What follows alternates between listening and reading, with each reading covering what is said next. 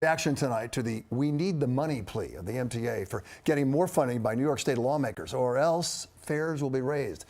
Today we talked to some commuters of the nation's biggest public transit system who say a fare hike during this inflationary economy would hit them very hard. And now some lawmakers are pushing back.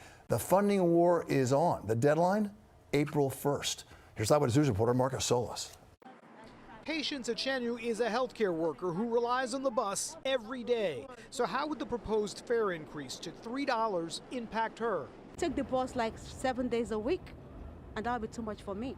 Which is why a group of lawmakers is proposing making bus service free, something the MTA did briefly at the start of the pandemic. It's part of a package they say will, quote, fix the MTA. In addition, the legislation would freeze the subway fare at $2.75 and increase train service to every 6 minutes. A great mass transit system is required to get people back in their offices where we want them to be. A great mass transit system will make New York safer, which is where we're all trying to get. And a great mass transit system will make New York more affordable for the working people who live here.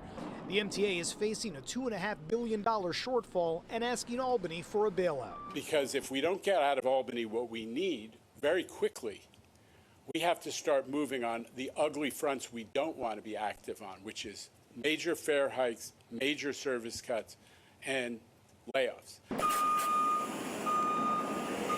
The proposed legislation would provide the MTA with money, but spells out how the agency could spend it.